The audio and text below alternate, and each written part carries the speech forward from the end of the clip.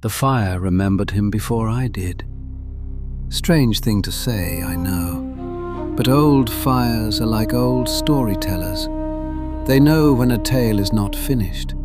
They know when a name has not yet been given its final shape. And that night, as the moon leaned pale over the trees and the kettle whispered beside the coals, the flames began to bend. Not wildly, not with fear, just enough to make me look up. And there he was again, the traveler, the same weathered cloak, the same deep hood, the same bandages wrapped over eyes that should not have glowed, and yet did faintly with that buried green light. He did not step from the forest like an ordinary man. He stood where the firelight ended, as if the shadows had carried him there and then decided to let him go. I had not heard his boots on the path. I had not heard the branches move. Even the night insects had gone quiet.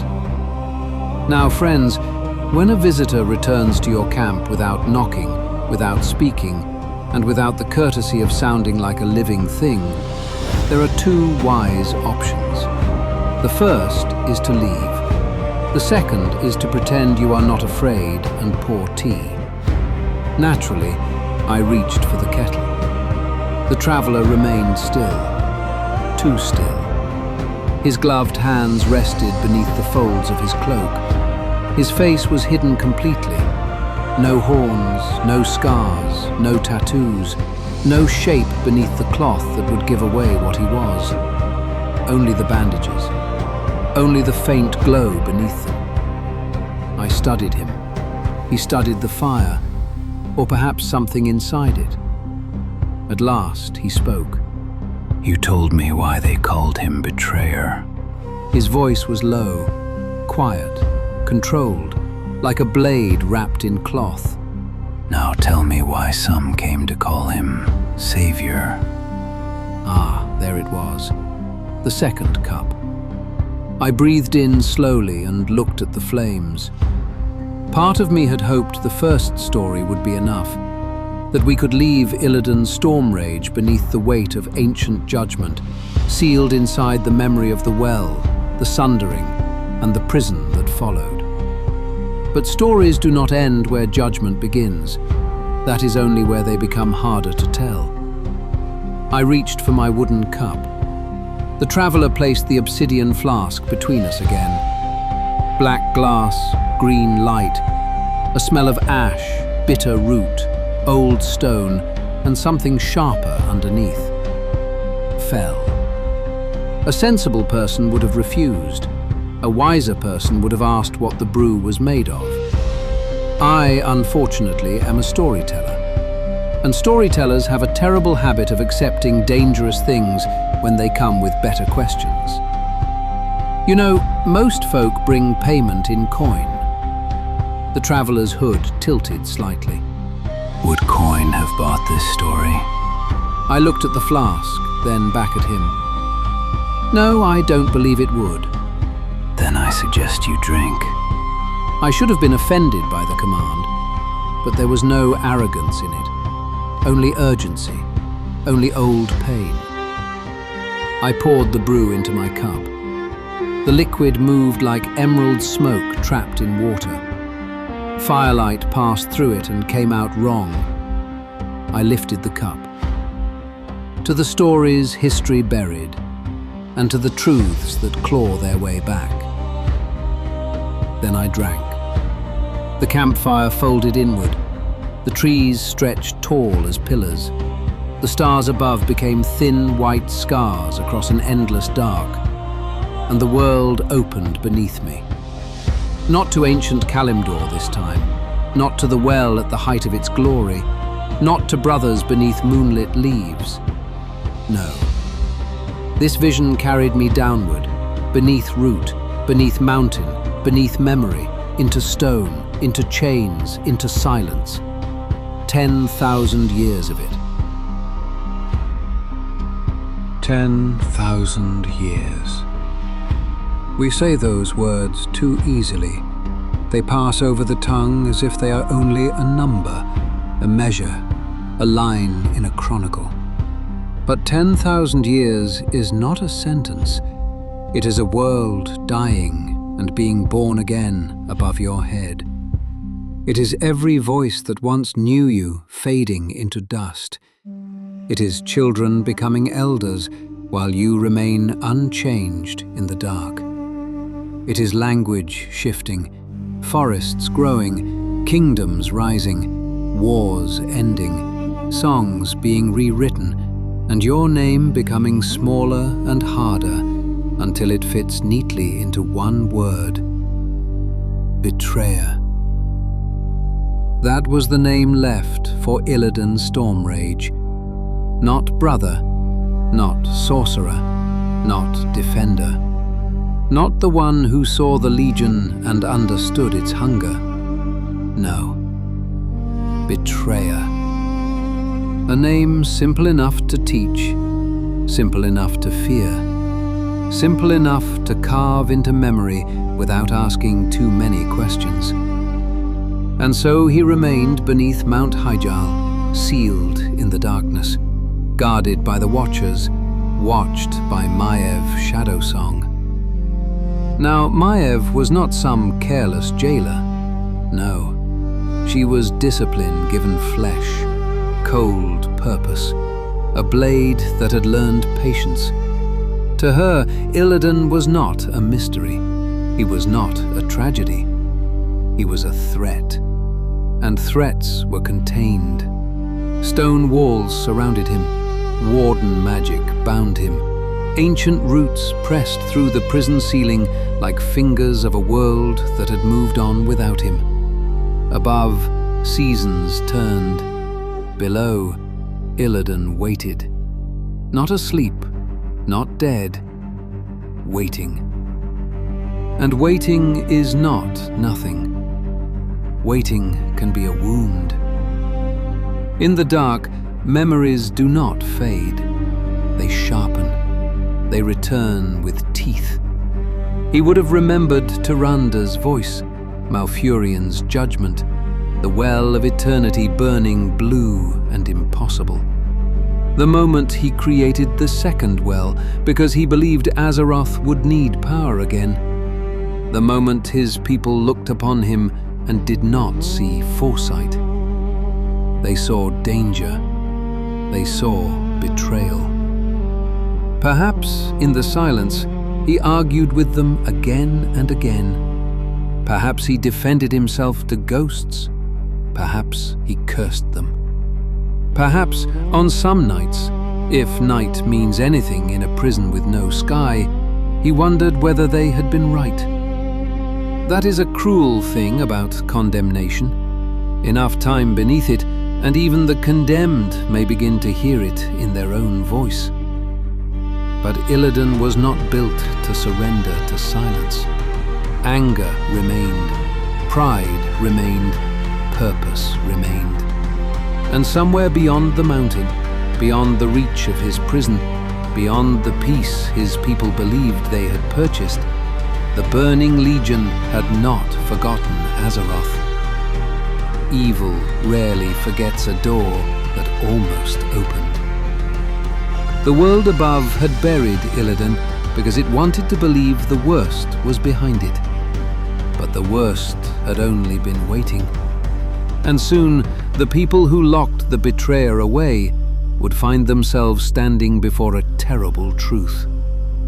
Sometimes the thing you fear most is still the only weapon left sharp enough to cut. The Third War came like a wound reopening. The Burning Legion returned not as legend, not as nightmare, not as a story told to frighten children beneath safe roofs. It returned as fire, as plague, as armies, as doom with banners and claws. The Kaldori, proud and ancient, found themselves facing the enemy that had nearly destroyed the world once before. Their forests shook, their sentinels bled. Their sacred places trembled beneath the weight of a war that history had warned them about, but could not prevent. And in that desperate hour, Tyrande Whisperwind made a choice that no peaceful age would have forgiven. She went to the prison. Think on that for a moment, friends. Not to a temple, not to a council, not to a clean hero wrapped in prophecy. She went beneath the earth, to the place where the shame of the past had been locked away. Maiev stood against her. Of course she did. To Maiev, the prison was not merely stone, it was duty. It was justice. It was the line between the world and a danger that had already proven itself too costly. But Tyrande saw the Legion returning, and desperation has a way of stripping choices bare. There is a difference between trusting someone and needing them. That night, Tyrande did not open the prison because she believed Illidan was redeemed. She opened it because the world was burning. The seals broke. The old doors groaned. Chains shifted after 10,000 years of stillness. And Illidan Stormrage stepped once more into the world. The air touched him like a memory. He saw Tyrande. After 10,000 years, he saw her. Not as she had been in the old days of youth, before the well burned, before the war, before every choice had become a wound. She stood before him as high priestess, warrior, leader of her people. Older, stronger, still luminous, still carrying the moon in her presence. And Illidan said her name. 10,000 years of longing and pain, Tyrande. Only one word. But some words are heavy enough to carry ages. She did not free him with tenderness. She did not come with apologies. She did not say the world had been wrong. She told him the Legion had returned. She told him they needed him. Need. Not forgiveness. Need. To another soul, that might have been unbearable. But Illidan had lived 10,000 years without forgiveness. He had stopped expecting it to come dressed as mercy. So he accepted what was offered. A battlefield, a chance, a purpose. And perhaps, buried beneath pride and bitterness, the faintest hope that this time, if he saved them, they might see. Ah, but hope is a dangerous little ember. It can warm you, or it can burn whatever is left. Illidan walked free, but freedom did not make him peaceful. Freedom did not make him gentle. Freedom did not make him safe. It placed the weapon back into the world and pointed him toward the Legion. And Illidan, being Illidan, did not ask how to fight honorably. He asked how to win. Felwood was not merely wounded, it was sick. The trees twisted toward the sky, as if pleading with a moon that would not answer. Leaves hung poisoned and dark. Roots drank corruption. The air itself tasted of green fire and rot. At the heart of that corruption stood Tychondrius, a dread lord of the Burning Legion. Patient, cruel, certain. The kind of enemy that does not simply kill a forest, but teaches the forest to betray itself. Illidan saw him. And more importantly, Illidan saw the problem clearly. The Legion could not be defeated by pretending its power did not exist. It could not be wished away by purity. It could not be lectured into retreat. The Legion devoured worlds. It corrupted armies. It twisted magic, flesh, loyalty, and desire. To fight such an enemy, Illidan believed one had to understand its weapons, perhaps even take them. There are heroes who refuse the poisoned blade and die clean. There are survivors who pick it up and pay the price later. Illidan had always been the second kind.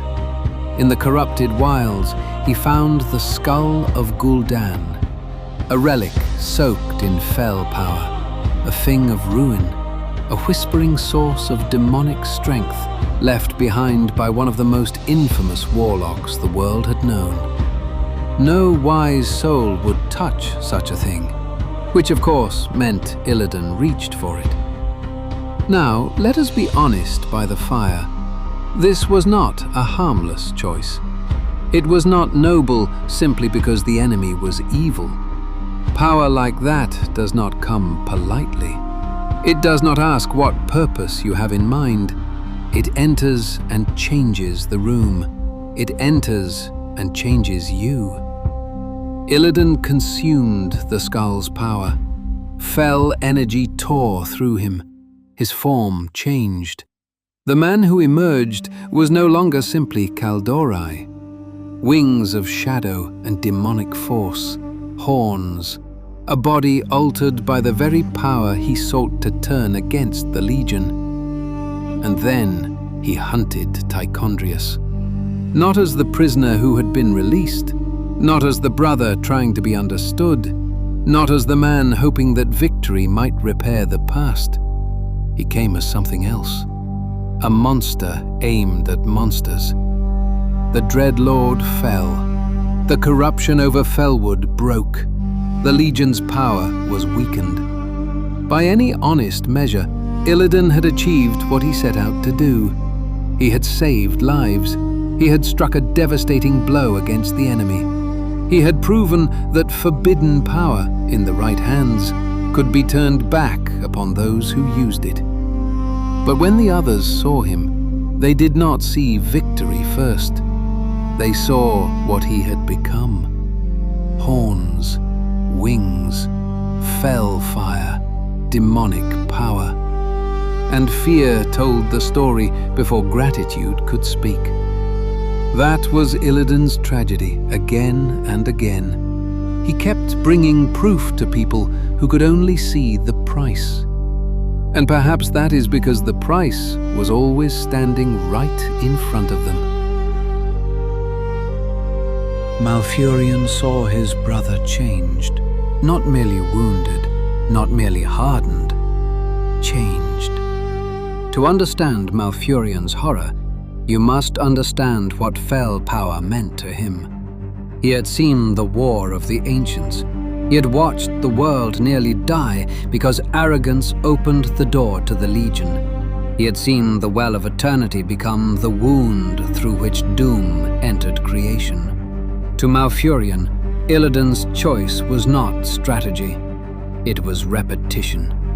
The same hunger, the same danger, the same willingness to reach into corruption because one believed oneself strong enough to command it. And to Illidan, Malfurion's horror must have felt like betrayal of another kind, because Tychondrius was dead. Felwood was saved. The weapon had worked. How many times can a man save the day before someone admits the day was saved? Malfurion saw a monster. Illidan saw a necessary weapon, and Tyrande stood between them, carrying gratitude, fear, memory, and sorrow all at once. That is the painful thing about family in times of war. Sometimes the person who knows your heart best is also the one most terrified by what your heart will justify. Malfurion condemned him. Illidan argued that he had done what was required. Both were telling part of the truth. That is what makes this story difficult. It would be easier if one brother were entirely right and the other entirely wrong. It would be easier if Illidan's choices were clean sacrifices made only for others. It would be easier if Malfurion's judgment were blind fear with no wisdom beneath it. But no. Illidan had saved lives by consuming demonic power. Malfurion had reason to fear what that power would do. Illidan understood the enemy in ways others refused to. Malfurion understood that some weapons destroy the hand that holds them. Two truths, two brothers. too much history between them to hear one another clearly. And so Illidan was banished. Not imprisoned this time. Not yet. Banished. Cast away from the people he had helped save. Imagine that moment. You have spent 10,000 years beneath the earth. You are freed only because the world needs you. You defeat a great commander of the Legion. You survive the transformation required to do it. And the reward is exile. Some victories arrive wearing a face no one wants to thank. Illidan left. But he did not leave empty. He carried power. He carried bitterness. He carried proof. And behind him, Maiev Shadowsong began to hunt. The prisoner had become prey. And prey, when cornered long enough, may become something far more dangerous. Exile rarely makes a soul gentle. It sharpens what is already there. For Illidan, exile became movement. Movement became strategy. Strategy became war. Maiev hunted him with relentless purpose. To her, Illidan's freedom was not a complicated consequence of desperate war. It was a mistake that needed correcting. She would follow him across land, sea, and shattered worlds if necessary. And Illidan? He ran, yes. But Illidan never merely ran away. He ran toward power, toward purpose, toward the next impossible path. The Legion had not forgotten him.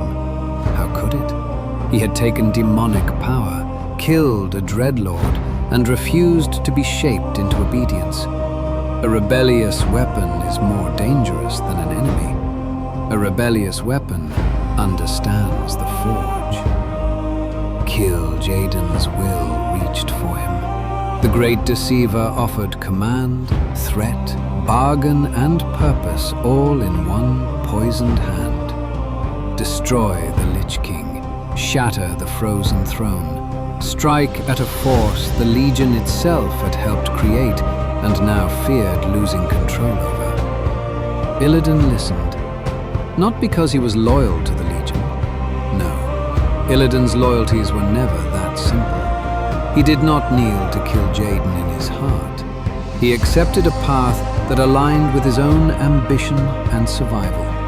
He accepted a mission that would allow him to strike at another great threat. He accepted, perhaps, because every road before him was already stained, and this road led north. But he would not walk it alone. Lady Vash came to his side, leading the Naga from the deep places of the world and the old memory of a drowned empire. Later, Kael'thas Sunstrider and his blood elves would join him too, driven by desperation, hunger for magic, and a need for survival that polite histories often condemn only after forgetting the pain that created it. Illidan gathered the unwanted, the exiled, the desperate, the ambitious, those who had no clean place left to stand. That is something worth noticing. Illidan's armies were rarely made of the comfortable. They were made of those already broken by history. And broken things, friends, often recognize one another. But recognition is not redemption, and shared wounds do not guarantee wisdom. Illidan was becoming more than a fugitive. He was becoming a force, a center of gravity for the damned and dangerous. A man who had lost home and forgiveness, gathering others who had lost the same. The world had cast him out. So he began to build a world where outcasts had use, and where usefulness becomes identity, mercy can grow thin. The road led him to ice, to Northrend, to the frozen throne, to Arthas, to failure. Northrend is a place that makes silence feel old. Ice stretches over stone. Wind moves like a blade. The sky hangs cold and distant, as if warmth itself has been exiled. There, at the top of the world, the frozen throne waited. And within that frozen prison, the Lich King endured. Not merely a king of the dead, not merely a voice in the cold, a threat to the living world, a weapon turned toward its own future. Illidan came to destroy it. With forbidden magic and furious purpose, he struck at the foundations of the frozen throne. He sought to crack the prison, to end the Lich King before that power could grow beyond control. And for a moment, the ice trembled. For a moment, the impossible seemed possible. Then Arthas came. Ah, Arthas, another fallen figure wrapped in destiny and ruin. Another soul who had taken darkness into himself in the name of a greater purpose. But where Illidan wrestled with power and insisted it serve his will, Arthas had surrendered more deeply than he understood. The two met beneath the frozen sky, Illidan Stormrage and Arthas Menethil. One condemned for becoming a monster to fight monsters. One becoming the very thing he thought he could master. Their battle was more than steel and magic. It was a question. What happens when sacrifice becomes hunger? What happens when purpose becomes pride? What happens when the road into darkness does not turn back? Fell fire met rune blade frost. Snow burned, ice cracked. The air shook with the violence of two broken destinies colliding. Illidan was powerful, but power does not always win. He lost. The wound of defeat was more than physical. Failure before the Lich King meant failure before Kil'jaeden, failure before the Legion, failure before his own claim that he could do what others could not. And for Illidan, failure was intolerable. Not because he believed himself perfect, but because the stakes were too high for weakness to be anything but dangerous. He fled to Outland, a shattered world, a broken world, a place of floating stone, bleeding skies, ruined temples, and old wars that had never fully ended. It was not home. Illidan had no home. But it was a place where broken things could gather. It was a place where he could build. It was a place where he could become Lord. And that, perhaps, was where his redemption became hardest to see. Because a man can prepare for a necessary war and still become cruel while doing it.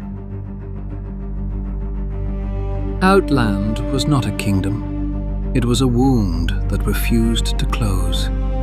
Fragments of a destroyed world drifted beneath unnatural skies. The land was cracked and harsh.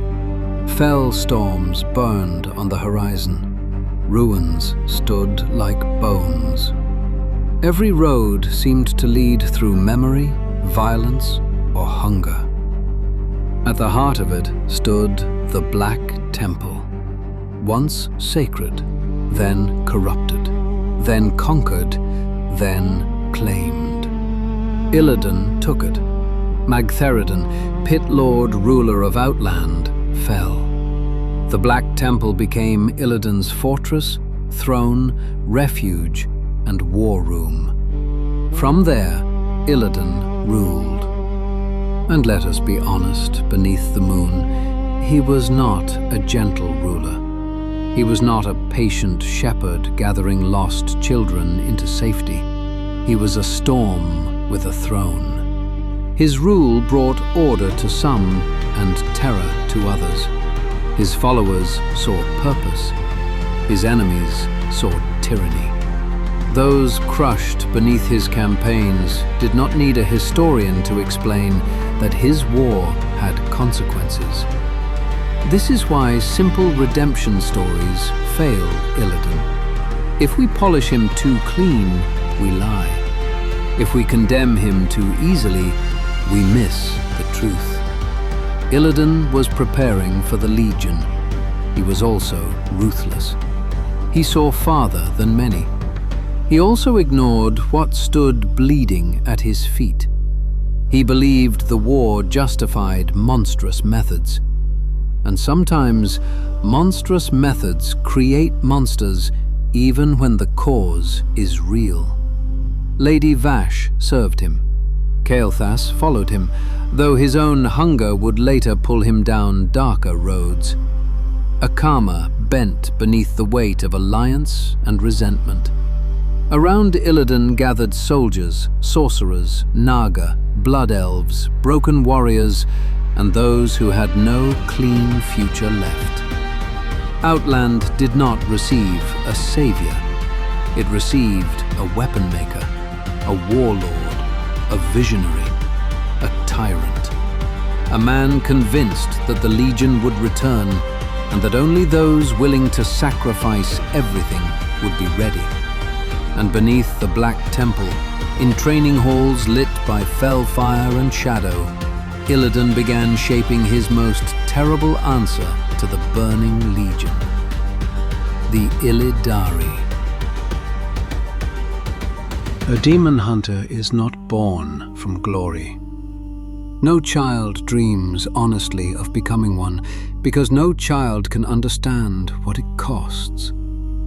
The Illidari were not gathered from peaceful lives and bright futures. They came from ashes. Survivors, exiles, the bereaved. Night elves and blood elves whose lives had been broken by demons, war, loss, addiction, betrayal, and ruin. They came to Illidan not because he promised comfort. He did not. They came because he promised purpose. And purpose can be more dangerous than comfort, because those who have lost everything may give anything to feel useful again. Illidan looked upon them and saw what the world had once seen in him: danger, pain, potential. He did not tell them they would be loved. He did not tell them they would be understood. He told them they would be hated, feared, needed. He told them the Legion would return. He told them the world would not be ready. He told them the price of readiness was everything. Now listen carefully. The Illidari were not simply soldiers trained with sharper blades. They became prisons. Each one learned to bind demonic power within themselves, to carve their bodies with runes, to blind themselves and gain spectral sight, to see the enemy not as others saw it, but as magic, soul, corruption, and hunger. They took the enemy inside their own flesh and forced it to obey. Some failed, some died, some lost themselves. There is no kindness in pretending otherwise. Illidan's training was brutal because the war he prepared for was brutal. But necessity does not erase suffering. It only explains why someone accepted it. And Illidan did not ask of them something he had not given first. That matters. It does not absolve him, but it matters. He had consumed forbidden power. He had been transformed. He had been hated. He had been feared. He had become a symbol of everything others could not bear to look at. And now, he taught others to stand in that same fire. The Illidari became the shape of his belief, that to defeat demons, one must be willing to become something demons did not understand. That to save a world, one might have to give up the hope of belonging to it. That survival may require weapons no peaceful age can admire. The world would later call them necessary, but first it called them damned. There are sacrifices people praise because they are beautiful from a distance. A warrior beneath a banner, a priestess holding the line beneath moonlight, a hero raising a blade as the sun breaks over the battlefield. Then there are sacrifices people look away from.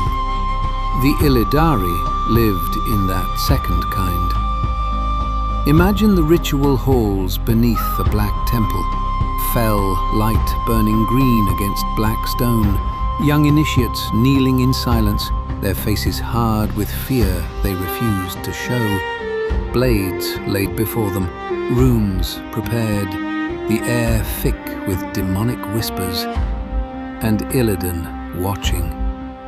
Not tenderly. Illidan was rarely tender, but knowingly. Every initiate who survived had to face more than pain.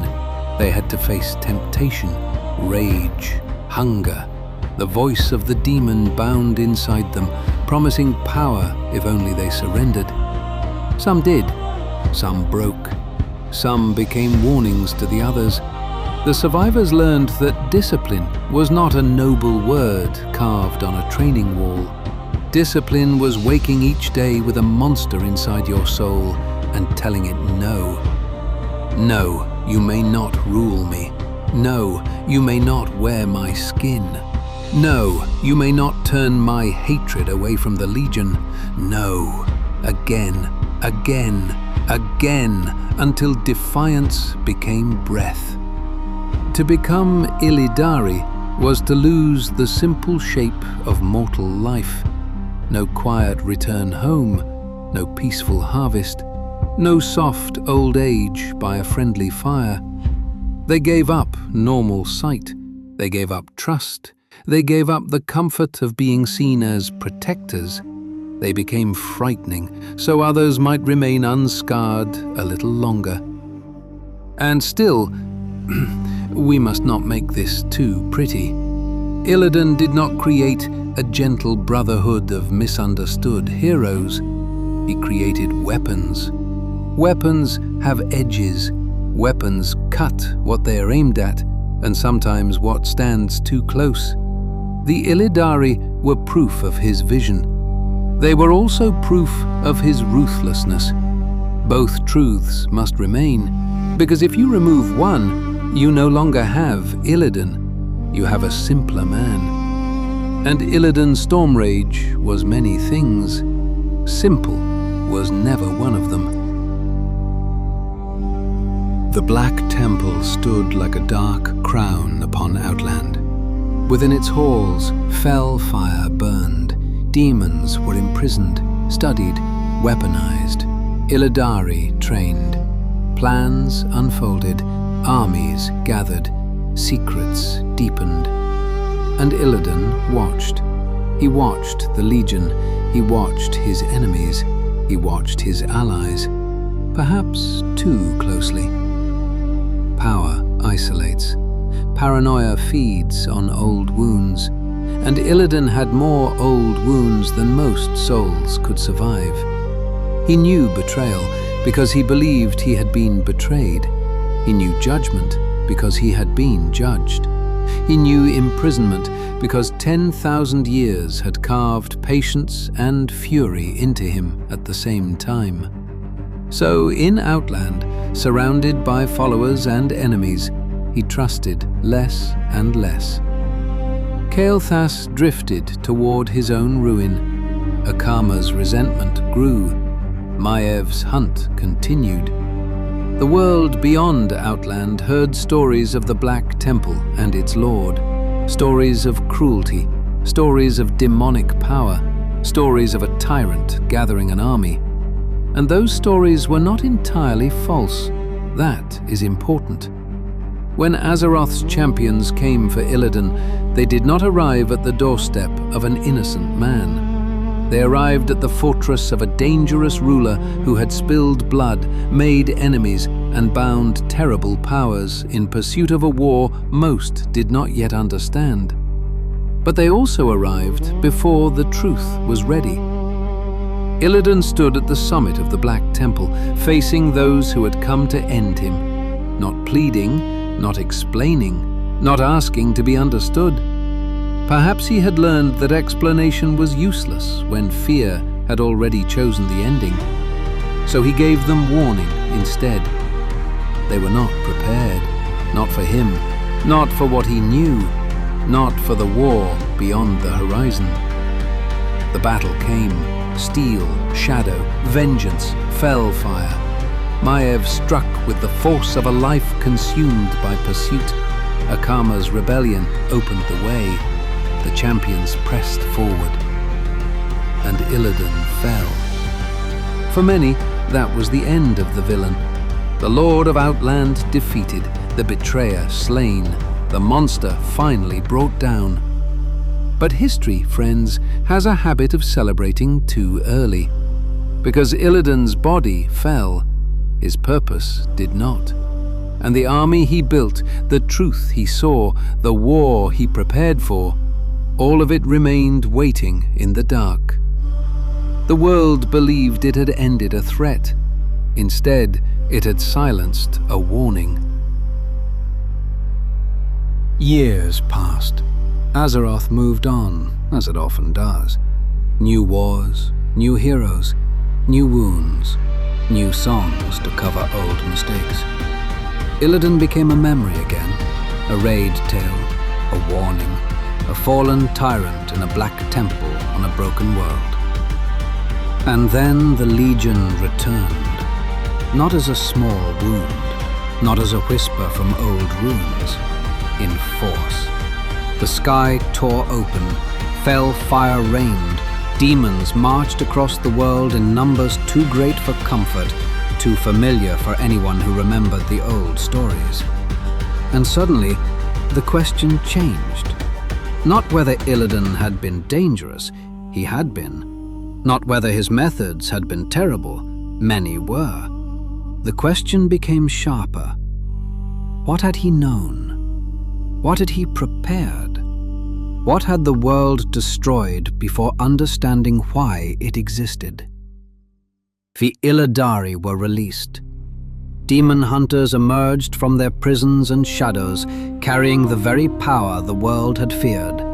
Blindfolded, tattooed, scarred, burning with contained fellfire.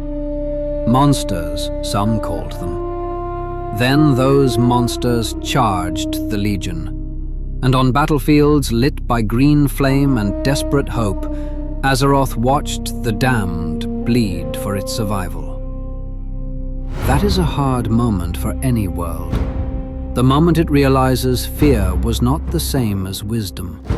The moment it realizes the weapon it condemned had been forged for the battle now at its gates. Illidan's soul returned to the story not as a gentle spirit cleansed of all rough edges. No, he returned as himself, defiant, severe, unapologetic. When offered destiny, he rejected chains. When pushed toward prophecy, he insisted on choice. When others wanted a chosen one, Illidan remained something far less comfortable. A man who had chosen damnation as a strategy. A man who had built an army from the ruins of broken lives. A man who had sacrificed everything and still demanded the right to define what that sacrifice meant. The world did not forgive the betrayer. It simply lived long enough to need him again. There it is, the line at the heart of this tale. Not forgiveness, need. Not absolution, proof. The Illidari stood as proof. Every demon slain by their blades, every portal closed, every soldier saved by the frightening thing standing between Azeroth and annihilation. Illidan had been right about the Legion, not always right in his methods, not gentle, not clean, not innocent, but right that the war would come, right that preparation required sacrifice, right that the Legion could not be defeated by pretending darkness had no weapons worth stealing. And by the time the world understood that, It was too late to apologize in any way that mattered.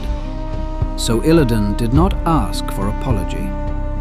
He marched toward the end of the war, toward Argus, toward the Legion's heart, toward a final choice that would make even prison seem small. So, was Illidan redeemed? Careful, that question has teeth. If redemption means every wrong is erased, then no. If redemption means every victim must forgive, then no. If redemption means a stained soul becomes clean simply because the final battle needed him, then absolutely not. That is not redemption. That is convenience. And history has enough convenient lies already. Illidan's redemption was not a crown. It was not a song. It was not the world kneeling and admitting it had misunderstood everything. His redemption was quieter, crueler. It was the silence that followed when the world realized he had seen the real war before almost anyone else. It was the Illidari standing in Felfire and proving their purpose. It was every terrible preparation that suddenly made sense when demons darkened the sky.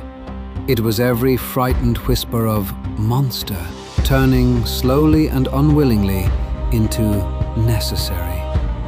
Not loved, necessary. Not forgiven, necessary. Not safe, necessary.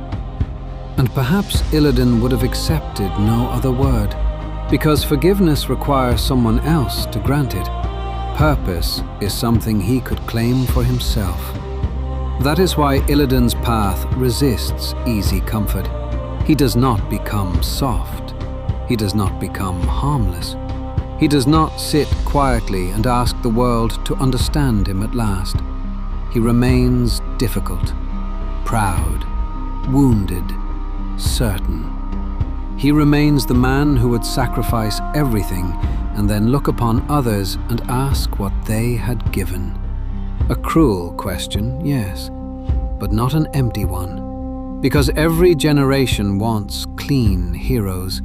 Every generation wants victory without corruption, sacrifice without cost, power without danger, and salvation without discomfort. But some wars are not shaped for clean hands. Some enemies require terrible answers, and some protectors are only recognized after the world has already tried to destroy them. Illidan was not redeemed because he became innocent.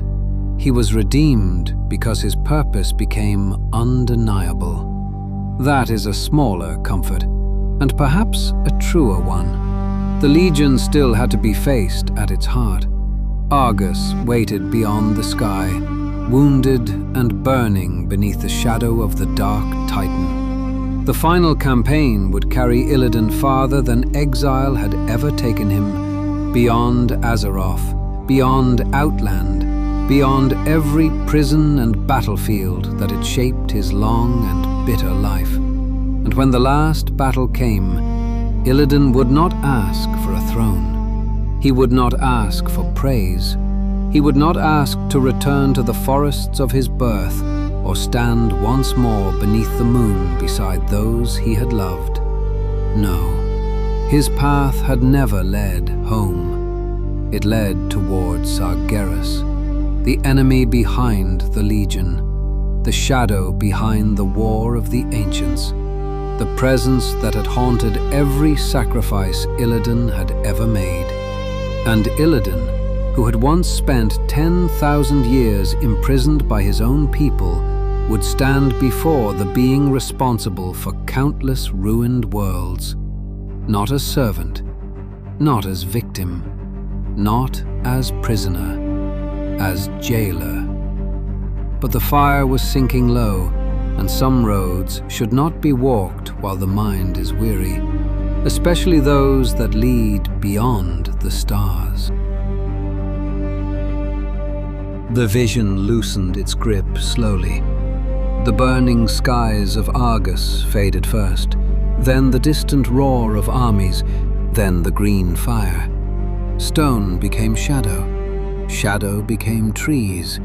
The cold air of the forest returned against my face, carrying the scent of pine, damp earth, and smoke. The campfire waited where I had left it, smaller now, quieter. The kettle had stopped whispering. Only a thin curl of steam remained above its lid. Across from me sat the traveler. His hood remained lowered over his face. The old bandages concealed his eyes, though a faint trace of green still glimmered beneath them. Neither of us spoke, not at first. Some silences come from having nothing to say. This was not one of them. The traveler stared into the embers, as though they contained a place much farther away than the forest around us. Perhaps they did. At last, his gloved hand moved toward the obsidian flask. He lifted it slightly. There was still something inside. The liquid shifted behind the black glass, glowing like a dying star. I raised one paw before he could pour. "No," I said. The traveler became still. Why? "Because I am tired." The answer seemed to surprise him more than any revelation the flames had shown us. I leaned back against the fallen log and rubbed the bridge of my nose. 10,000 years in a prison, a war across a broken world, an army of demon hunters, and one journey beyond the heavens. Even a patient listener must allow an old Pandaren a little sleep. The traveler lowered the flask, though he did not put it away. His voice came quietly. You have not reached the end. No. Sargeras still stood, Yes. and Argus still burned. It did. The glow beneath his bandages brightened, only slightly, but I saw it. What happened when they reached him? The question carried no impatience, only hunger. Not the hunger for power that had followed Illidan through so much of his life. Something older, something closer to remembrance. I studied the traveler across the dying fire. His cloak concealed everything. His hands, his shape, whatever burdens rested beneath the weathered cloth. Yet for the first time that night, he did not seem like a stranger who had wandered into my camp. He seemed like someone standing outside a locked door, waiting for another to open it. I looked down at the empty cup beside my foot. Beyond the last portal, Illidan found the world where the Legion was born anew each time it fell. The traveler leaned closer. He found Argus. He found more than Argus. The forest seemed to draw inward around us. He found the throne of the burning crusade. He found the masters who had watched worlds die from beyond the stars. And at the end of that road, he stood before the enemy whose shadow had followed him since the first well burned. Sargeras. The name disturbed the fire. One ember cracked apart, sending a brief spiral of sparks into the darkness. Yes. The traveler lifted the flask again. Then continue. I could have. The words were there. I could feel them waiting behind my eyes. The shattered world, the army of the light, the seat of the Pantheon, the blade driven into Azeroth, and the choice that left Illidan farther from home than any prison ever had. But the moon had crossed most of the sky. The fire had nearly surrendered to ash.